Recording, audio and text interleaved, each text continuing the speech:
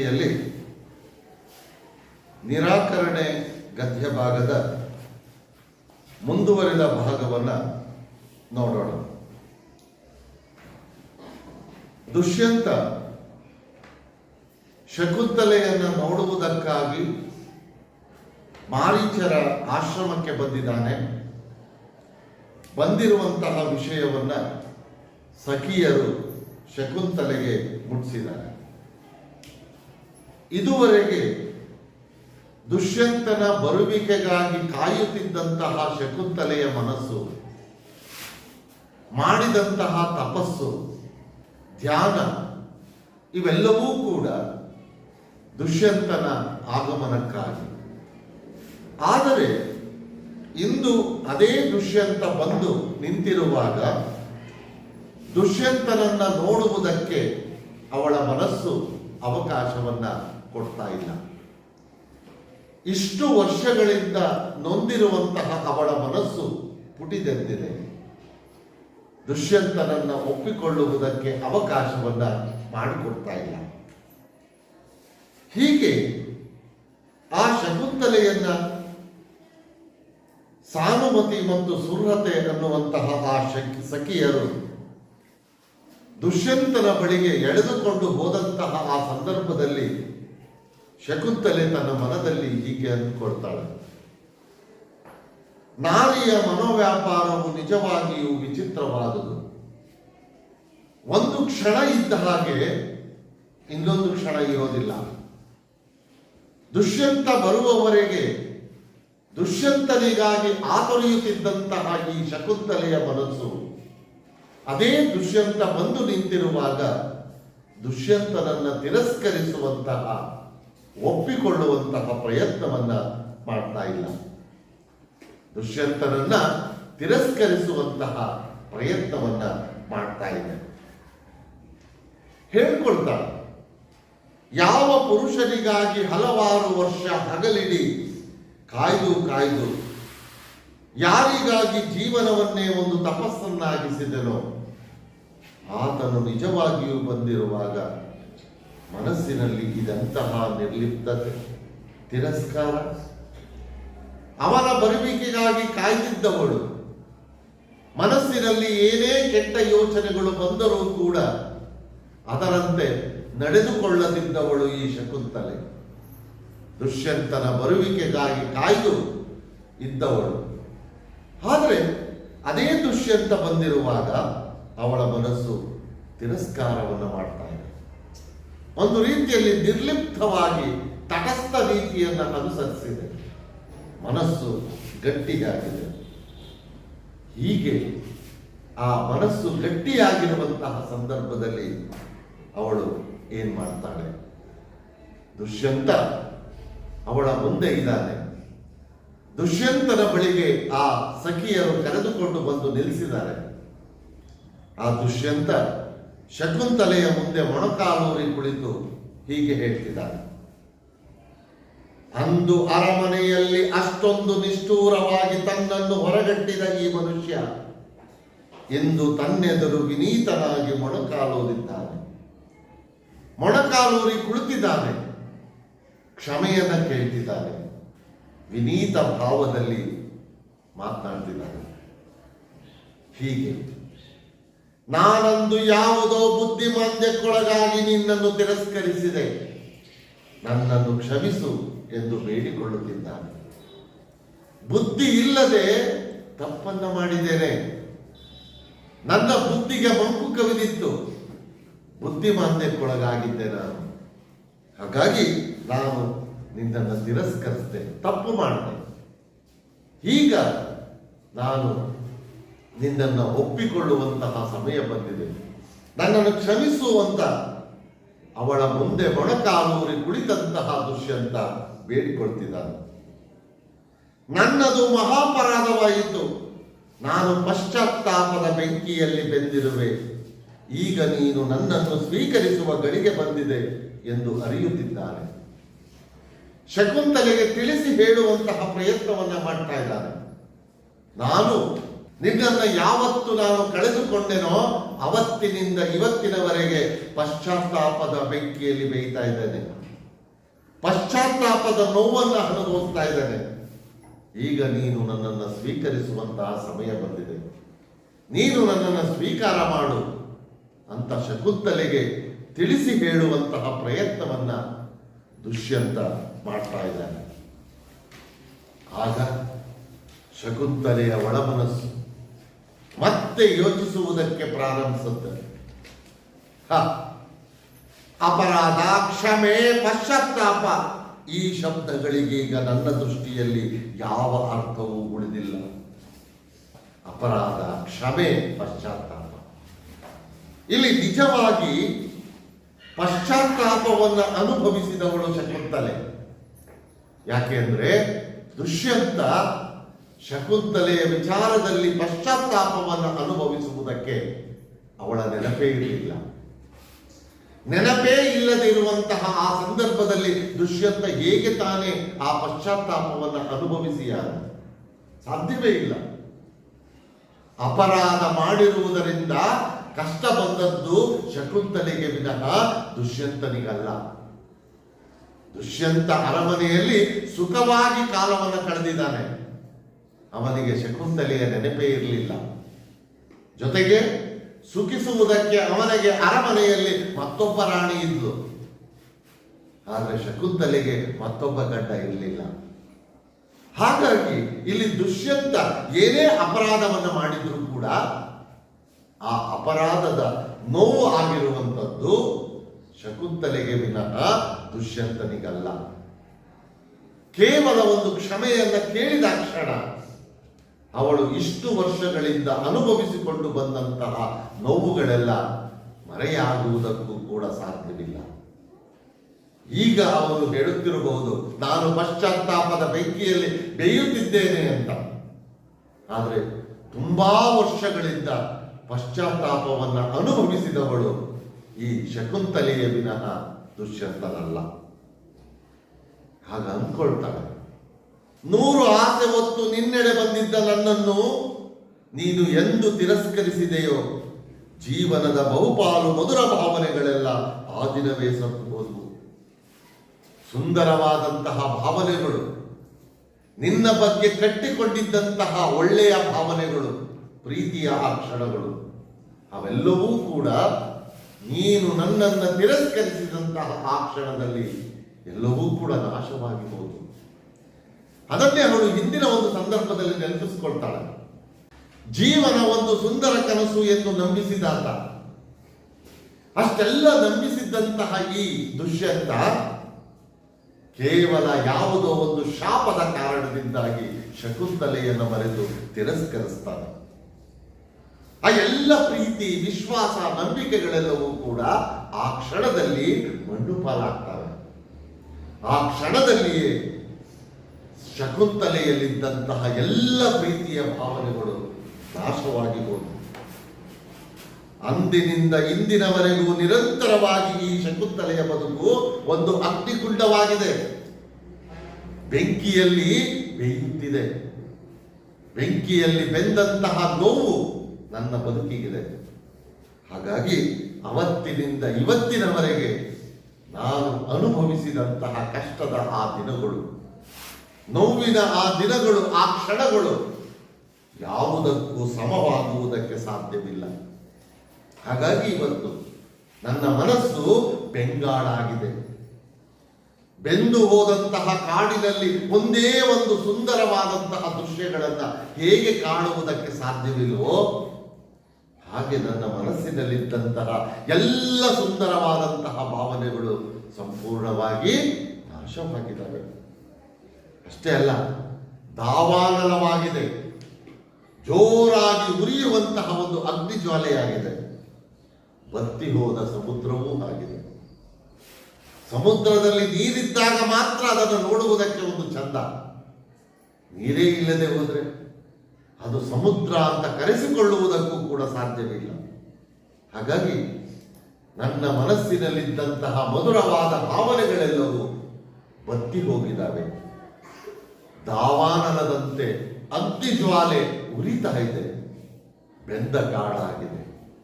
ಹೀಗಾಗಿ ನಾನು ನಿನ್ನನ್ನು ಸ್ವೀಕರಿಸುವುದಕ್ಕೆ ಸಾಧ್ಯವಿಲ್ಲ ಅಂತ ತನ್ನ ಮನಸ್ಸಿನಲ್ಲಿ ಶಕುಂತಲೆ ಅಂದ್ಕೊಳ್ತಾಳೆ. ಹೀಗೆ ಇಂತಹ ತಾನು ಈತನನ್ನ ಸ್ವೀಕರಿಸಬೇಕಂತೆ. ಏನಿದು ವಿಧಿಯ ಕ್ರೂರ ಅಪಹಾಸ್ಯ? ವಿಧಿ, ಹಣೆಬರಹ, ಎಂತಹ ಹಣೆಬರಹ ಇದು? ಇಂತಹ ಮನುಷ್ಯನನ್ನ ನಾನು ಹೇಗೆ ಸ್ವೀಕಾರ ಮಾಡಲಿ? ಇಂತಹ ಮನುಷ್ಯನಲ್ಲಿ ಹೇಗೆ ನಾನು ಪ್ರೀತಿಯಿಂದ ಜೀವನವನ್ನು ನಡೆಸಬೇಕು? ಈಗ ದುಷ್ಯಂತ ಬಂದಿರುವಂತಹ ಈ ಸಮಯದಲ್ಲಿ ದುಷ್ಯಂತನನ್ನ ತಿರಸ್ಕರಿಸುವಂತಹ ಪ್ರಯತ್ನವನ್ನ ಅವಳ ಮನಸ್ಸು ಮಾಡ್ತಾ ಇದೆ. ಇದುವರೆಗೆ ದುಷ್ಯಂತನಿಗಾಗಿ ಆತೊರೆಯುತ್ತಿದ್ದಂತಹ ಮನಸ್ಸು. ಹಾಗಾಗಿ ಹೇಳುವಂಥದ್ದು, ನಾರಿಯ ಮನೋವ್ಯಾಪಾರವು ವಿಚಿತ್ರವಾದುದು ಅಂತ. ಹೆಣ್ಣಿನ ಮನಸ್ಸು ಒಂದು ಕ್ಷಣದಲ್ಲಿ ಇದ್ದ ಹಾಗೆ ಇನ್ನೊಂದು ಕ್ಷಣದಲ್ಲಿ ಇರೋದಿಲ್ಲ ಅಂತ. ದುಷ್ಯಂತ ಬರುವವರೆಗೆ ದುಷ್ಯಂತನಿಗಾಗಿ ಕಾಯುತ್ತಿದ್ದ ಈ ಮನಸ್ಸು ಈಗ ದುಷ್ಯಂತನನ್ನ ತಿರಸ್ಕರಿಸ್ತಾರೆ. ಹೀಗೆ ಯೋಚಿಸುತ್ತಿರುವಾಗ ಎದುರಿಗೆ ಇರುವಂತಹ ದುಷ್ಯಂತ ಶಕುಂತಲೆಗೆ ಹೇಳ್ತಾನೆ, ದೇವಿ, ಕುಮಾರನನ್ನು ಎತ್ತಿಕೋ, ನಿನ್ನೊಡಗೂಡಿಯೇ ಪೂಜ್ಯ ಮಾರೀಚರ ದರ್ಶನ ಪಡೆಯ ಬಯಸುವೆ. ಶಕುಂತಲೆಗೆ ಹೇಳ್ತಿದ್ದಾನೆ, ದೇವಿ, ಕುಮಾರನನ್ನ ಎತ್ಕೋ, ನಿನ್ನ ಜೊತೆಯಾಗಿಯೇ ಹೋಗಿ ಮಾರೀಚ ಮಹರ್ಷಿಗಳ ದರ್ಶನವನ್ನು ಪಡೆಯೋಣ, ಇಬ್ಬರೂ ಕೂಡ ಹೋಗೋಣ ಅಂತ ಪ್ರೀತಿಯಿಂದ ಶಕುಂತಲೆಗೆ ಹೇಳ್ತಿದ್ದಾನೆ. ಪ್ರೀತಿಯಿಂದ ಹೇಳಿದ ಆ ಮಾತಿನ ಧ್ವನಿಯನ್ನ ಗಮನಿಸಿದಂತಹ ಶಕುಂತಲೆ ಹೇಳ್ತಾಳೆ, ಆಹಾ, ಎಂತಹ ಕೋಮಲತೆ ಮೋಡಿ ಇದೆ ಆತನ ಧ್ವನಿಯಲ್ಲಿ. ಮೋಡಿ ಅಂದ್ರೆ ಆಕರ್ಷಿಸುವಂತಹ ಧ್ವನಿ. ಮಾತನಾಡಿದ್ರೆ ಸಾಕು ಬಿದ್ದೋಗ್ಬಿಡ್ಬೇಕು. ಅಂತಹ ಮಧುರವಾದಂತಹ ಭಾವನೆಯಲ್ಲಿ ದುಷ್ಯಂತ ಹೇಳ್ತಿದ್ದಾನೆ, ಎಂತಹ ಕೋಮಲತೆ, ಮೃದುತ್ವ ಇದೆ, ಮೋಡಿ ಆಕರ್ಷಿಸುವಂತಹ ಧ್ವನಿ ಇದೆ ಆತನ ಇಡೀ ವ್ಯಕ್ತಿತ್ವದಲ್ಲಿ.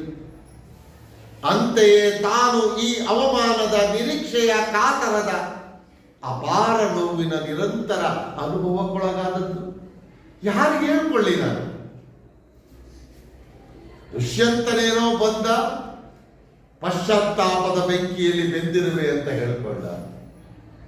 ಆದ್ರೆ ಶಕುಂತಲೆ ಯಾರು ಹೇಳ್ಕೊಳ್ಬೇಕು?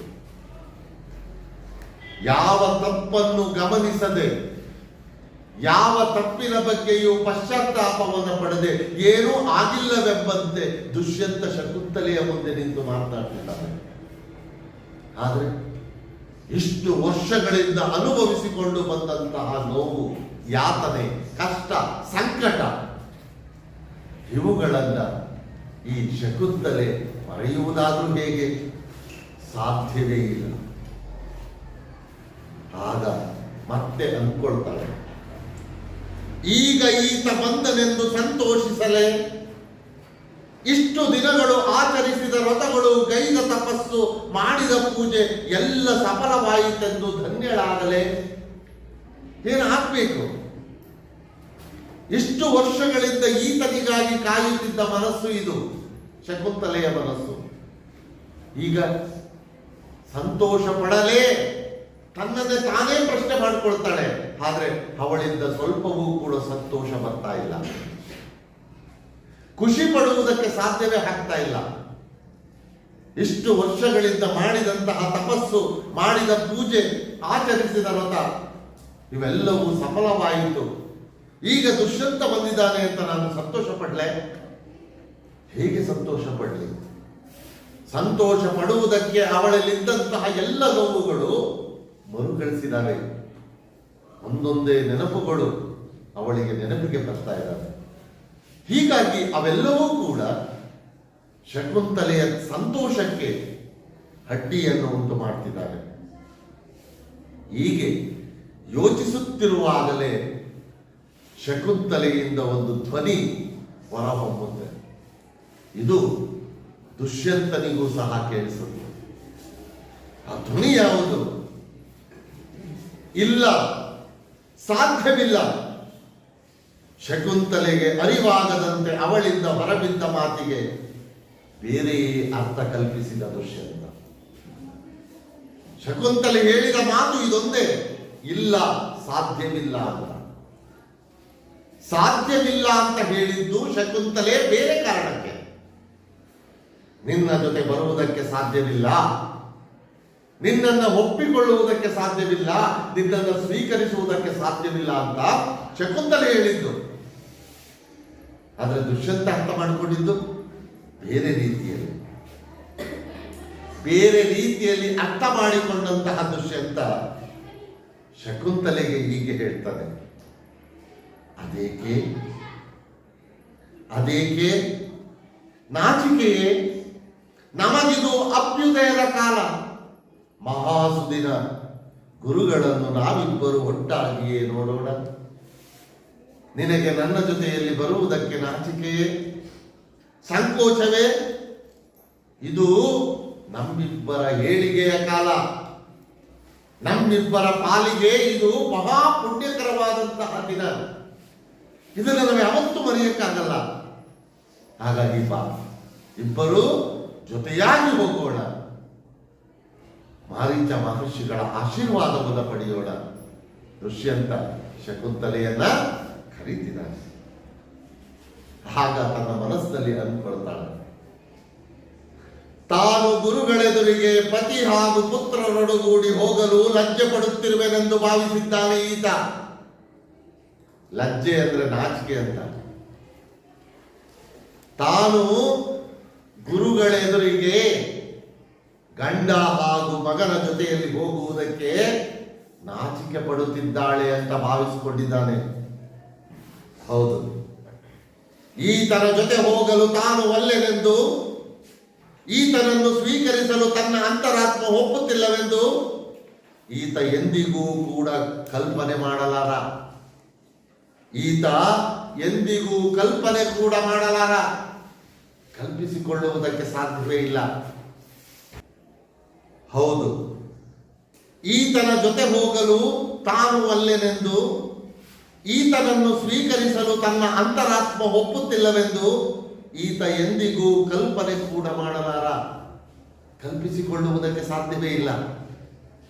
ಪುರುಷ ಪ್ರಧಾನ ವ್ಯವಸ್ಥೆಯಲ್ಲಿ ಮತ್ತು ಇವತ್ತಿನ ವ್ಯವಸ್ಥೆಯಲ್ಲಿಯೂ ಕೂಡ ನಮ್ಮ ಸಮಾಜದಲ್ಲಿ ಹೆಣ್ಣು ಮಾಡಿದಂತಹ ಯಾವುದೇ ತಪ್ಪುಗಳು ಮುಖ್ಯವಾಗ್ತವೆಯೇ ವಿನಃ ಗಂಡು ಮಾಡಿದಂತಹ ತಪ್ಪುಗಳು ಮುಖ್ಯವಾಗುವುದೇ ಇಲ್ಲ. ಗಂಡು ಮಾಡಿದಂತಹ ತಪ್ಪುಗಳನ್ನು ನಮ್ಮ ಸಮಾಜ ಮುಖ್ಯ ಅಂತ ಪರಿಗಣಿಸೋದೇ ಇಲ್ಲ. ಹಾಗಾಗಿ ಗಂಡಸೂ ಕೂಡ ತಾನು ಮಾಡಿದ ತಪ್ಪುಗಳನ್ನ ಒಪ್ಪಿಕೊಳ್ಳುವಂತಹ ಸ್ಥಿತಿಯಲ್ಲಿ ಇರೋದಿಲ್ಲ. ಹಾಗಾಗಿಯೇ ಹೆಣ್ಣಿನ ಭಾವನೆಗಳು, ಹೆಣ್ಣಿನ ಮನಸ್ಸಿನಲ್ಲಿ ನಡೆಯುವಂತಹ ಯೋಚನೆಗಳು, ಚಿಂತನೆಗಳು ಏನು ಅನ್ನುವುದು ಪುರುಷ ಸಮಾಜಕ್ಕೆ ಅರ್ಥ ಆಗೋದೇ ಇಲ್ಲ. ಆರ್ಯ ಸ್ತ್ರೀ ಅಲ್ಲವೇ ತಾನು? ಪತಿ ಎಂತವನೇ ಇರಲಿ, ಆತನನ್ನು ತಿರಸ್ಕರಿಸುವ ಹೀನ ವಿಚಾರ ಆರ್ಯ ಸ್ತ್ರೀಗೆ ಬರಬಾರದಲ್ಲ. ನಮ್ಮ ಸಮಾಜವು ಅದನ್ನು ಹೇಳುತ್ತೆ, ಗಂಡನನ್ನ ತಿರಸ್ಕರಿಸುವಂತಹ ಒಂದು ಬುದ್ಧಿ ಗುಣ ಹೆಣ್ಣಿಗೆ ಬರಬಾರದು ಅಂತ. ಅದು ರಾಜವಂಶದಲ್ಲಿಯೂ ಸತ್ಯವೇ. ಗಂಡು ಏನೇ ಮಾಡಿದರೂ ಸರಿ, ಹೆಣ್ಣು ಸಣ್ಣ ತಪ್ಪುಗಳನ್ನು ಮಾಡಿದರೂ ಕೂಡ ಅದು ಮುಖ್ಯವಾಗುತ್ತೆ. ಹೀಗೆ ಗಂಡನ್ನ ಹೆಣ್ಣು ತಿರಸ್ಕರಿಸುವಂತಹ ಭಾವನೆ ಬರಬಾರದು ಅನ್ನುವುದೇ ನಮ್ಮ ಸಮಾಜದಲ್ಲಿ ಬೆಳೆದು ಬಂದಿರುವುದನ್ನು ನಾವು ಕಾಣ್ತೇವೆ. ಹಾಗಾಗಿ ಇಲ್ಲಿ ತನ್ನ ತಪ್ಪುಗಳನ್ನ ಯಾವುದನ್ನು ಕೂಡ ಹೇಳದಂತಹ ದುಷ್ಯಂತ ಶಕುಂತಲೆಯನ್ನ ಅರಮನೆಗೆ ಕರೆದುಕೊಂಡು ಹೋಗುವಂತಹ ಪ್ರಯತ್ನವನ್ನ ಮಾಡ್ತಿದ್ದಾನೆ. ಆಗ ಮತ್ತೆ ಶಕುಂತಲೆ ತನ್ನ ಯೋಚನೆಯನ್ನು ಮುಂದುವರಿಸ್ತಾಳೆ. ಅಂದರೆ ತಾನು ನಿಜವಾಗಿ ಮಹಾರಾಜ ದುಷ್ಯಂತನನ್ನು ತಿರಸ್ಕರಿಸುತ್ತಿದ್ದೇನೆಯೇ? ಇಷ್ಟೆಲ್ಲ ಮನಸ್ಸು ಒಪ್ಪಿಗೆ ಕೊಡದಿರುವುದನ್ನು ನೋಡಿದಂತಹ ಶಕುಂತಲೆ ಅಂದ್ಕೊಳ್ತಾಳೆ, ನಿಜವಾಗಿಯೂ ಮಹಾರಾಜನನ್ನು ನಾನು ತಿರಸ್ಕಾರ ಮಾಡ್ತಿದ್ದೇನೆಯೇ, ತಿರಸ್ಕರಿಸ್ತಿದ್ದೀನ ಅಂದ್ಕೊಳ್ತಾಳೆ. ಆದ್ರೆ ತಿರಸ್ಕರಿಸುತ್ತಿದ್ದೇನೆ ಅನ್ನುವ ನಿರ್ಧಾರಕ್ಕೂ ಕೂಡ ಅವಳು ಬರಕ್ಕೆ ಸಾಧ್ಯ ಇಲ್ಲ. ಇತ್ತ ತಿರಸ್ಕರಿಸಲು ಆಗದೆ, ಇತ್ತ ಒಪ್ಪಿಕೊಳ್ಳಲು ಆಗದೆ, ಒಂದು ಕಡೆ ತನ್ನ ಮನಸ್ಸು ತಿರಸ್ಕರಿಸುತ್ತೆ, ಆದರೆ ದುಷ್ಯಂತನನ್ನ ಪೂರ್ಣವಾಗಿ ತಿರಸ್ಕರಿಸಿದೆಯಾ? ಅದೂ ಇಲ್ಲ. ಇಂತಹ ಒಂದು ದ್ವಂದ್ವದಲ್ಲಿ, ಒಯ್ದಾಟದಲ್ಲಿ ಶಕುಂತಲೆ ಒದ್ದಾಡ್ತಾನೆ. ಯಾವನ ಬರವಿಗಾಗಿ ಇಷ್ಟು ವರ್ಷ ಕಾದೆನೋ ಆತ ಕೊನೆಗೊಮ್ಮೆ ಬಂದಿದ್ದಾನೆ. ಈ ದುಷ್ಯಂತನಿಗೋಸ್ಕರವೇ ಶಕುಂತಲೆ ಕಾದಿದ್ದು. ಮನಸ್ಸಿನಲ್ಲಿ ಎಷ್ಟೇ ಕೆಟ್ಟ ಯೋಚನೆಗಳು ಬಂದರೂ ಕೂಡ ಅವೆಲ್ಲವನ್ನ ತಿರಸ್ಕರಿಸಿ ಒಳ್ಳೆಯ ಬದುಕನ್ನ ಕಟ್ಟಿಕೊಂಡದ್ದು ಕೂಡ ದುಷ್ಯಂತನ ಬರುವಿಕೆಗಾಗಿ. ಬಂದೇ ಬರುತ್ತಾನೆ ಅನ್ನುವಂತಹ ನಿರೀಕ್ಷೆಯಲ್ಲಿ ಶಕುಂತಲೆ ಇಷ್ಟು ವರ್ಷ ಕಳೆದದ್ದು. ಆದರೆ ಈಗೇನಾಗಿದೆ? ಈಗೇನೋ ದುಷ್ಯಂತ ಬಂದಿದ್ದಾನೆ. ಬಂದಿರುವಂತಹ ದುಷ್ಯಂತನನ್ನ ನೋಡಿ ಶಕುಂತಲೆಗೇನಾಗಿದೆ? ಜೊತೆಗೆ ಸುಪ್ತವಾಗಿದ್ದೊಂದು ತೀವ್ರ ಪ್ರಜ್ಞೆಯನ್ನ ಬಡಿದೆಬ್ಬಿಸಿದ್ದಾನೆ. ಸುಪ್ತ ಪ್ರಜ್ಞೆ, ರಹಸ್ಯವಾಗಿ ಅಡಗಿಕೊಂಡಿದ್ದಂತಹ ಒಂದು ಪ್ರಜ್ಞೆ ಈಗ ಎಚ್ಚರವಾಗಿದೆ.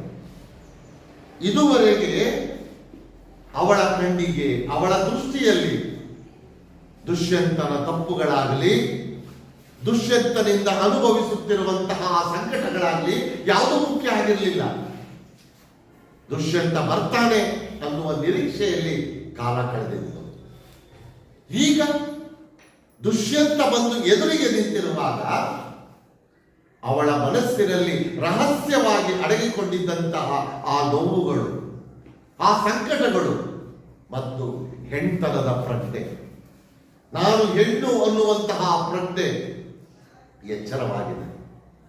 ಹೀಗಾಗಿಯೇ ಶಕುಂತಲೆ ದುಷ್ಯಂತನನ್ನ ಒಪ್ಪಿಕೊಳ್ಳುವಂತಹ ಪ್ರಯತ್ನವನ್ನು ಮಾಡ್ತಾ ಇಲ್ಲ. ಅವಳಲ್ಲಿ ಹೆಣ್ತನದ ಪ್ರಜ್ಞೆ ಎಚ್ಚರವಾಗಿದೆ. ನಾನೊಬ್ಬಳು ಹೆಣ್ಣು, ನಾನೊಬ್ಬಳು ಬುದ್ಧಿವಂತ, ಸಮಾಜದಲ್ಲಿ ಬೆಳೆದಿರುವಂತಹ ಹೆಣ್ಣು ಮಗಳು. ತಪ್ಪನ್ನ ತಿರಸ್ಕರಿಸುವ, ಒಳ್ಳೆಯದನ್ನು ಸ್ವೀಕರಿಸಬೇಕು ಎಂಬ ಧೋರಣೆ ಇರುವಂತಹ ಹೆಣ್ಣು ಮಗಳು. ಹೀಗಿರುವಾಗ ಅವಳು ದುಷ್ಯಂತನನ್ನ ಹೇಗೆ ತಾನೇ ಸ್ವೀಕರಿಸಲು ಸಾಧ್ಯವಿಲ್ಲ.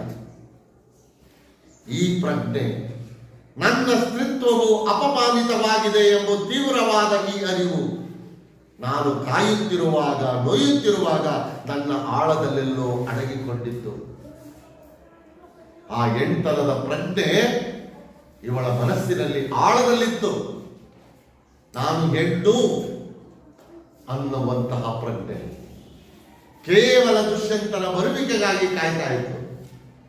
ಆದರೆ ಈಗ ಅದೇ ದುಷ್ಯಂತ ಬಂದು ನಿಂತಿರುವಾಗ ಆ ಪ್ರಜ್ಞೆ ಅವಳಲ್ಲಿ ಎಚ್ಚರವಾಗಿದೆ.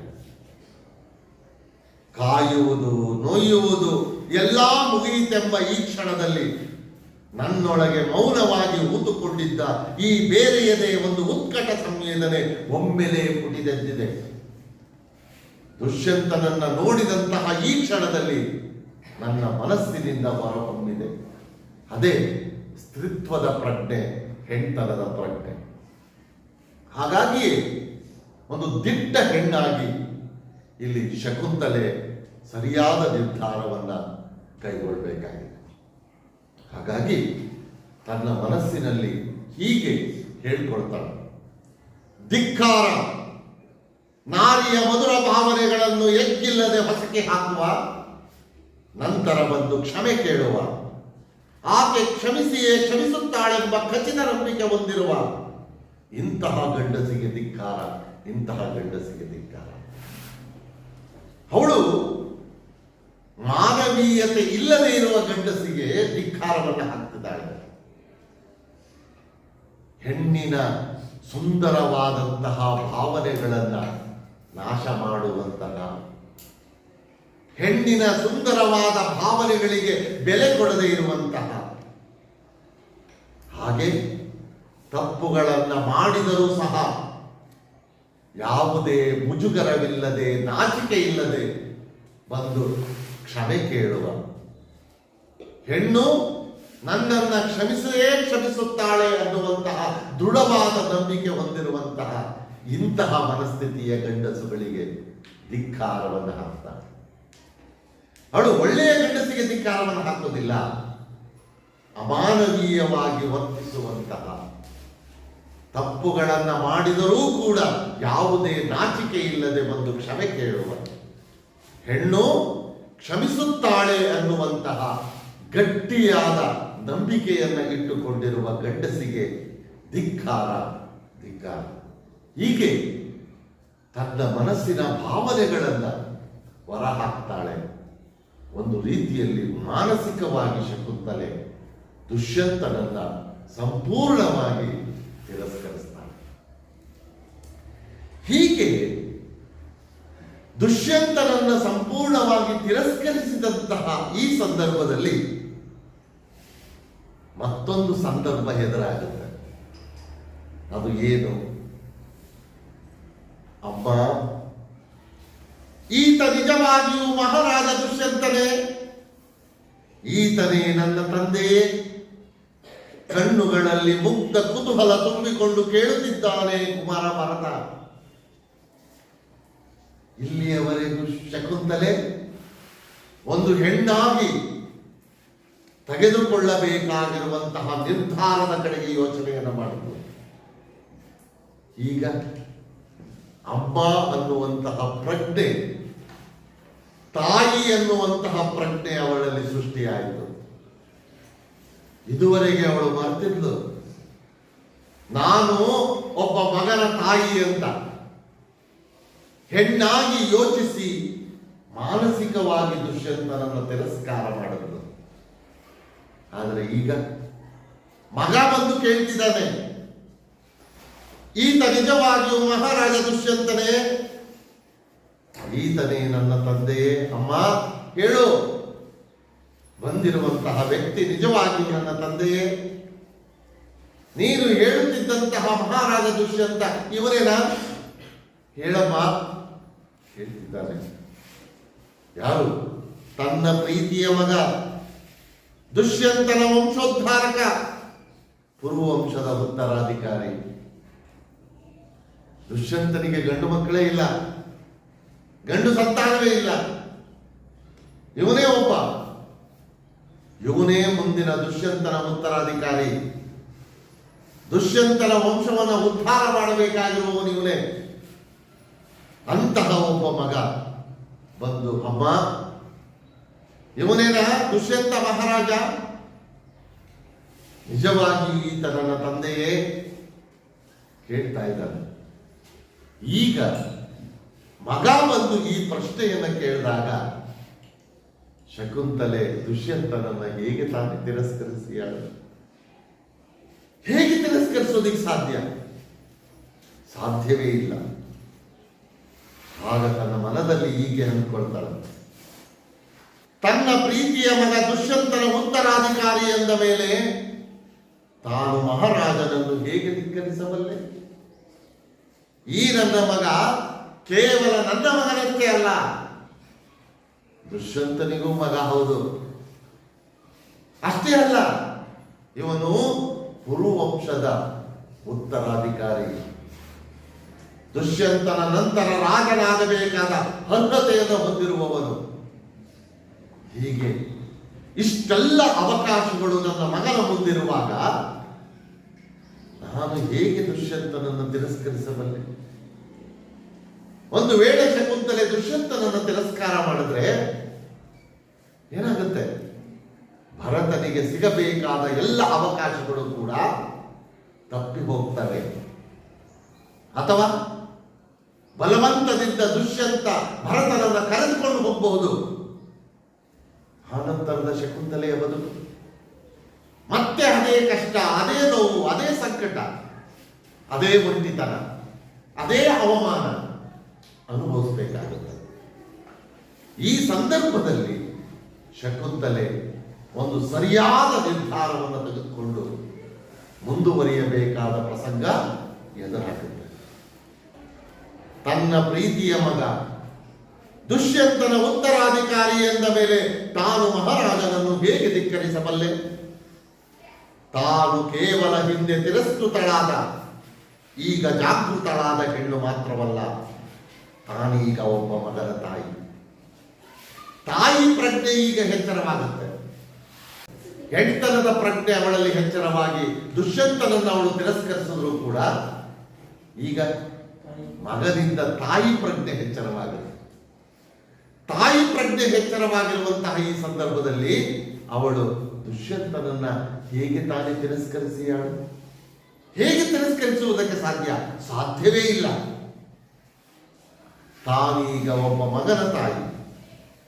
ಈ ಮಗನ ಅಭಿವೃದ್ಧಿಯೇ ನನ್ನ ಕರ್ತವ್ಯ. ಈ ಮಗನಿಗೆ ಆತನ ಅಧಿಕಾರವನ್ನು ನಾನು ದೊರಕಿಸಿಕೊಡಲೇಬೇಕು. ನಿರ್ಧಾರಕ್ಕೆ ಬರ್ತಾನೆ. ಇಲ್ಲದೇ ಇದ್ದರೆ ನನ್ನ ಮಗನ ಒಂದು ಒಳ್ಳೆಯ ಅವಕಾಶ ಕೈತಪ್ಪಿ ಹೋಗುತ್ತೆ. ಹಾಗಾಗಿ ನನ್ನ ಮಗನಿಗೆ ಈ ಒಂದು ಸುಂದರವಾದಂತಹ ಅವಕಾಶವನ್ನು ಕಲ್ಪಿಸಿಕೊಡಬೇಕಾದಂತಹ ಜವಾಬ್ದಾರಿ ನನ್ನ ಮೇಲಿದೆ.